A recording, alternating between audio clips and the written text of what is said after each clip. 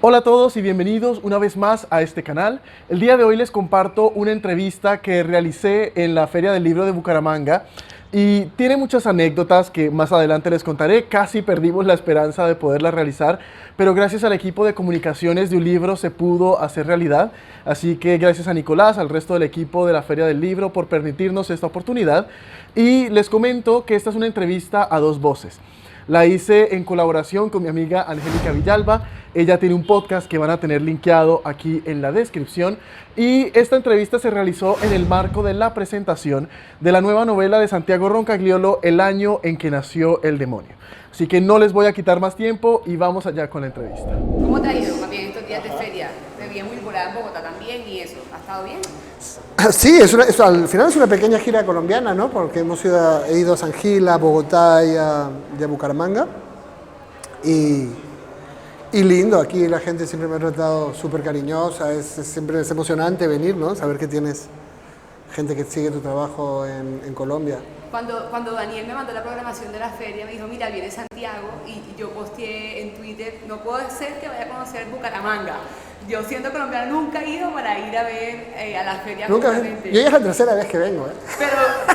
Pero yo es mi primera No entiendo vez. cómo no has venido nunca, ¿cómo puede alguien no conocer Bucaramanga? En ese sitio estamos todos de acuerdo. Entonces, Yo he venido y de hecho ya he paseado un poco Santander, ¿eh? He ido a San Gil, a Girón, a Barichara, ahora fui a San Vicente de... Nunca podré decir bien este nombre. ¿Chuchurí? Chucurí. Chucurí. Sí, ya tengo varios paseos por Santander. Pues me alegra muchísimo, bienvenido. Nuevamente, ahora tienes. Bueno, pues lo primero que te queríamos preguntar es precisamente cómo decidiste que esta nueva novela iba a ser precisamente ubicada en este momento del tiempo en específico, que es en el Virreinato del Perú, y sí, ¿por qué tomaste esa decisión? Bueno, uno realmente sabe lo que está escribiendo cuando ya lo está escribiendo. Entonces yo en principio quería escribir una novela muy diferente sobre una mujer contemporánea que jugase con la idea de la bruja y empecé a investigar cómo era una bruja. Que en el caso de América Latina esta idea de la bruja se establece con el virreinato, ¿no? En el siglo XVII. Y empecé a encontrar un universo tan fascinante de gente que se flagela, de cristos sangrantes, de demonios, de brujas, de magia negra, que era como una película de terror escrita por García Márquez, ¿no? Y pensé, este universo es tan bueno que vamos a hacer la novela directamente aquí. Y además es un universo en el que se fundan muchas de las cosas malas que seguimos siendo. La discriminación por raza se inaugura cuando viene otra raza ¿no? que tiene el poder y excluye a los de otros colores. El patriarcado, la idea de que una mujer existe para ser esposa, esto todo se funda ahí. La corrupción, la idea de que el gobernante viene y pone a todos sus primos en todos los puestos públicos, esto se funda ahí. Entonces, a la vez era un universo fascinante, exótico, pero también una metáfora de nuestro mundo actual. Si vieras que, bueno, yo soy cartagenera, de Cartagena de Indias. También conozco Cartagena, precioso. Gracias. Y el tema de la Inquisición y una historia, digamos que similar, por supuesto, en el imaginario de la construcción de la ciudad, también me lo hacía recordar.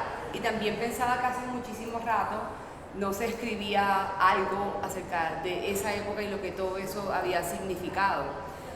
Sí, es un siglo poco recorrido en literatura. Hay muchos libros de historia, encontré muchos libros de historia, pero no muchas novelas. Por eso la novela es tan gorda. Mis novelas no suelen ser tan gordas. De hecho, sí. Pero es que no dejaba de haber cosas nuevas que contar, que no estaban contadas, ¿no? Y la invasión de los piratas, las rebeliones de los esclavos, la magia negra, el trabajo de la Inquisición, la condición de las mujeres, que estaban llenas de historias que nunca fueron contadas, porque siempre nos contaron las historias de los virreyes, de los obispos, de los hombres.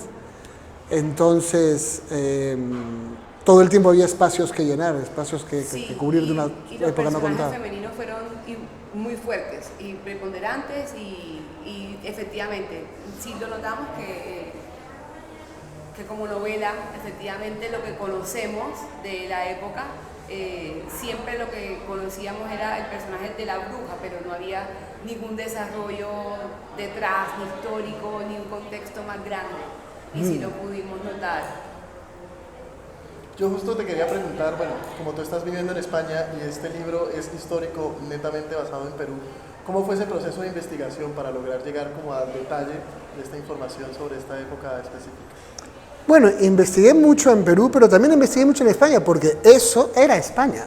Claro. En ese momento ustedes y nosotros éramos españoles, eso era una provincia de ultramar de España. Entonces, en realidad los procesos a las brujas, las cartas como la que escribe el protagonista, Alonso Morales, esta novela, le escribe un inquisidor que se llama Alonso Morales y que le escribe al Santo Oficio de España, ¿no? Y le cuenta que el demonio ha venido al Perú, le cuenta de las brujas, le cuenta cómo es el Perú y le cuenta también cómo es su vida.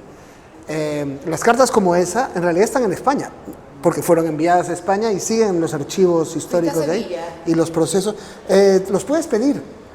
Puedes pedirle al archivo de España que te mande, bueno, ya fue hace un tiempo, ¿no? Me mandaron un CD, no sé cómo lo hagan ahora, pero pedí los casos de brujería que quería estudiar y me mandaron un CD con escáneres de todos los expedientes de los casos, de los procesos contra brujas de la Inquisición que yo quería. Ah, qué bueno, qué bueno. Y de hecho, un poco de ahí sale la forma de la novela, ¿no? Él escribe un proceso como los procesos contra las brujas que yo leí. Sí, y de hecho al principio cuando él nos hablaba de sus mercedes, decía que me lo imaginaba, ¿no? ¿Quiénes estarán en ese juicio cuando él llega a dar su testimonio y se toma todas las licencias que se da para echar el cuento, como él lo quería contar en... Claro, en mi primera versión pensaba que Alonso Morales, me puse riguroso y pensaba que Alonso Morales debía escribir como se escribía en el siglo XVII, tal cual. Pero después de escribir un capítulo así me di cuenta que eso era completamente incomprensible e ilegible. Y además que había otro problema. Ya había una ficción que hacer desde el momento en que él tiene que contar también su vida. Sí. Que ellos no contaban su vida, era un proceso, contaban el caso, ¿no? Penal de la bruja. Entonces hubo que inventar, lo más difícil de escribir la novela fue inventar un lenguaje que te haga sentir que estás en el siglo XVII, que tenga muchas cosas del siglo XVII, pero que sea entretenido, que disfrutes de leerlo, que no te pierdas, que no te canses leyéndolo, y ese lenguaje no existía en realidad, ¿no? Había que inventarlo. De hecho, sabes que reflexionando juntos antes de venir aquí a hacer esta entrevista, pensamos en los lectores de hoy que tienen agenda propia, o sea, vienen con agencia, ¿no? Y entonces hay como todo un movimiento de lo que es políticamente correcto y tal. Y yo decía, si una persona va a llegar, como ha pasado en algunos casos, a leer con los ojos de hoy y lo que efectivamente es políticamente correcto y etcétera, como de pronto están dichas algunas cosas en la novela, es posible que encuentre algunas críticas. Ah, por supuesto, pero ¿qué vamos a hacer? Sí, yo decía, yo me imagino ahora voy a sonar súper tenaz, pero de pronto unas feministas así súper ultra psicorrígidas y tal, entonces decir, entonces la exotización del cuerpo negro, la racialización y una cantidad de cosas, pero es que es un inquisidor del siglo XVII. Exactamente. En realidad justamente creo que es que una persona a la que le importe mucho el feminismo o que sea un activista contra la discriminación, debe interesarle ver cómo era el mundo, ¿no? Si el inquisidor del siglo XVII dijese afroperuanos, seguramente sería muy políticamente correcto, pero no entenderías por qué esa sociedad era tan horrible como era. Esa es parte de la crítica, ¿no? Pero hay lectores así, también es una crítica que nosotros hacemos, ¿sabes? Como que cómo vienes a leer sin el contexto de lo que te están contando un poco. Pero bueno... Pero ¿sabes qué? Mucha gente me ha dicho que te van a criticar por eso. Nadie realmente me ha criticado por eso. O sea, es más un miedo, de que la gente sea completamente idiota a que la gente no es en realidad completamente idiota. O sea, lo leen y saben que entienden la crítica a ese mundo y a esa discriminación también. Y en últimas uno escribe lo que quiere escribir. Sí, pero yo también creo que hay ciertas bromas que ya no hago y ciertas cosas que ya no digo, ¿eh? Y me parece bien. O sea, creo que ha habido muchos cambios sociales buenos para una sociedad más diversa. A veces, o sea, lo de los sufijos no lo voy a entender nunca, ¿ok? No voy a lograrlo. Pero muchas otras cosas sí las hago, sí las incorporo y sí me parecen aportes interesantes a una mejor convivencia. Pues yo te quería preguntar, ya saliendo un poco de la novela y entrando como a tu carrera como escritor, pues nosotros hemos leído muchas de tus obras, ahí tenemos bueno, un par de ellas que es Abril Rojo, La Noche de los Alfileres, que son de nuestras favoritas. Y te quería preguntar, pensando un poco en el pasado, ¿qué tanto te cambió la vida después del premio Alfaguara? Ya ahorita que rememoras, ya que fue hace muchísimo tiempo. Fue hace muchísimo tiempo y ha habido varios cambios. O sea, en un primer momento yo que era como nadie, me convertí en un autor como que estaba por todas partes. Y además pensaba que era mi oportunidad y había que aprovecharla. O sea que usé toda la maquinaria para estar en todas partes, escribir de muchos temas en muchos países. Pero luego tienes que sobrevivir sin el premio ya y tienes que hacer una carrera. Y a veces lo que ocurre cuando una novela ha tenido tanto éxito es que todo el mundo espera que haga siempre la misma novela. Existe la presión. Y hay una gran presión. Entonces, estoy muy contento de haber conseguido siempre hacer cosas nuevas. Ahora hacer una novela histórica, otras veces hacer libros con historias reales, hacer libros para niños. O sea, estoy muy contento de poder haber hecho mi proceso creativo y poderme seguirme dedicando a escribir historias, que eso ya es un privilegio y un lujo. Y creo que eso es para mí lo más importante. El éxito es poder seguir escribiendo. No necesariamente todo tiene que tener tanto éxito como Abril Rojo. Lo importante es poder seguir haciendo lo que a mí me gusta, ¿no? Ay, Dani, me voy a devolver. Yo sé que ya habíamos avanzado. Pero yo quería preguntarte por tu abuelo. Ah, sí. Sí, o sea... Mi abuelo. La novela está dedicada a mi abuelo, que era historiador. Y... ¿Ahí estaba la semilla de la idea o cómo? No, realmente no es que se me ocurriese por él ni nada de eso. Pero mi abuelo era un historiador, bueno, decían que era un historiador conservador. Esto no era exacto. Un conservador quiere que las cosas se queden como están. Mi abuelo quería regresar al siglo XVII, que era la época que él estudiaba, y le parecía mucho mejor organizado y más simple que el siglo XX peruano que él había vivido, que era un caos y de repente había un golpe de Estado, de repente había otro, todo le parecía un desastre y no... para él esa sociedad era por lo menos más fácil de entender. Y en ella vivía, y de ella escribía. Y entonces cuando yo empecé a hacer la investigación me encontré con sus libros, o sea, me encontré de manera natural que había libros de mi abuelo sobre la época que yo estaba investigando. Y me fueron muy útiles. Y durante un tiempo yo también habité en el mundo en que él habitaba, en el que él se sentía más real y más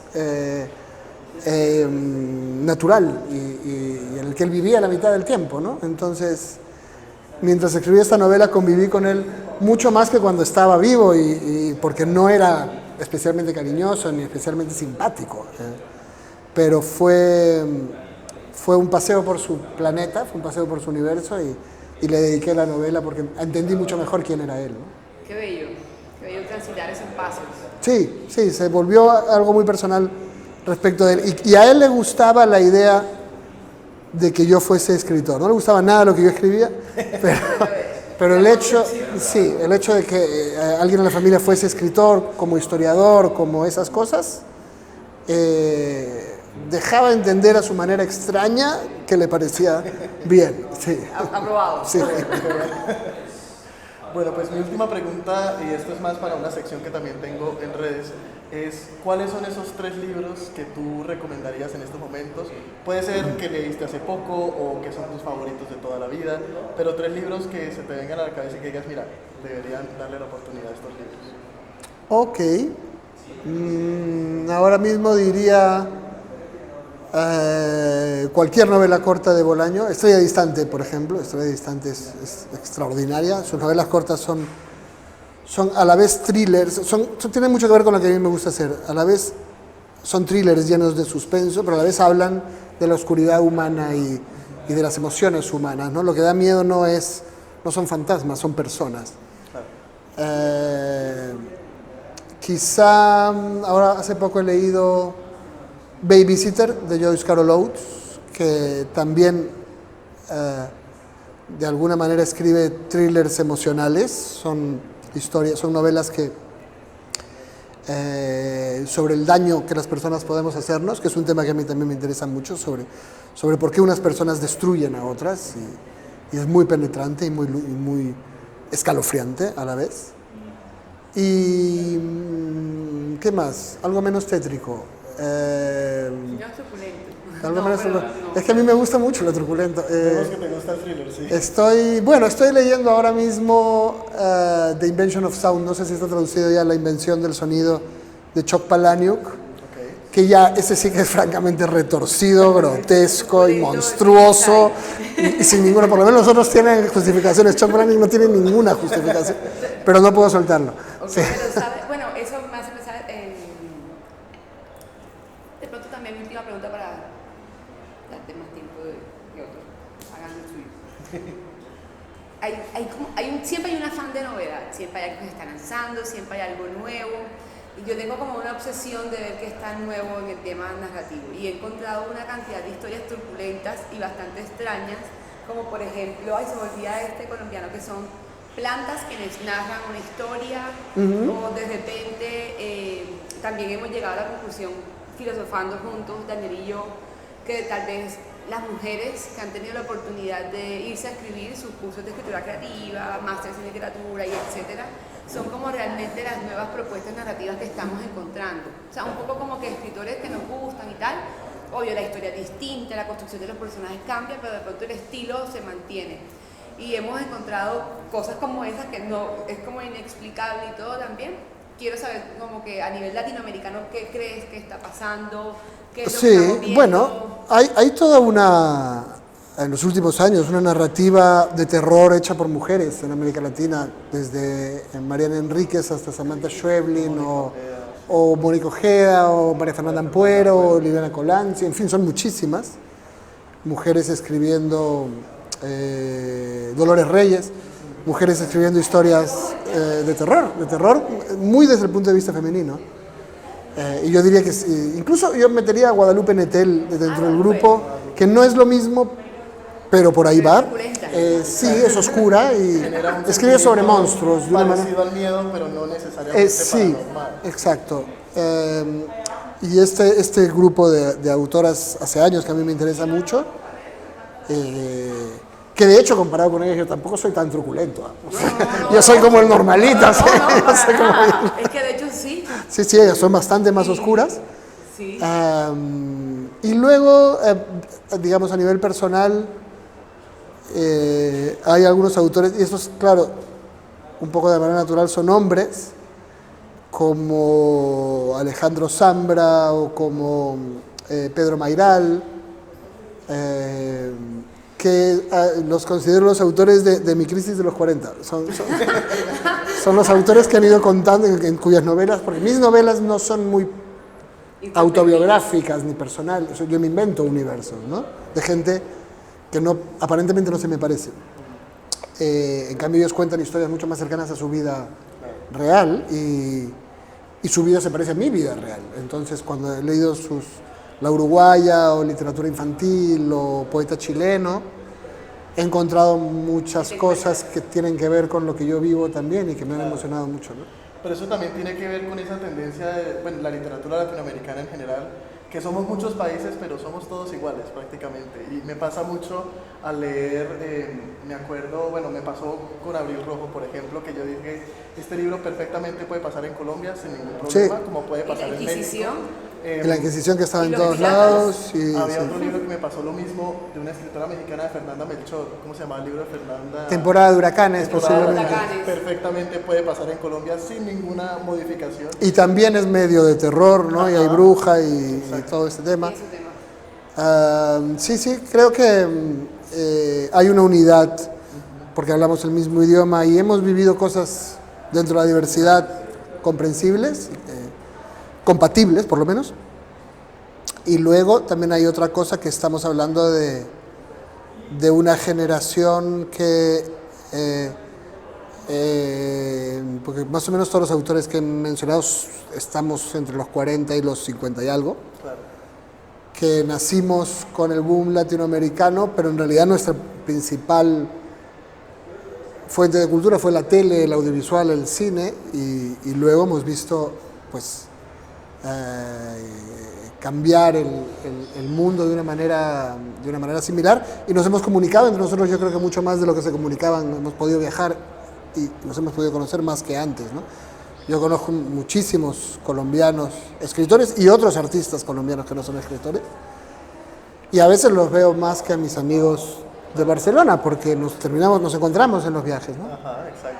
Uno de tus amigos, de forma muy anecdótica, yo conocí un amigo tuyo.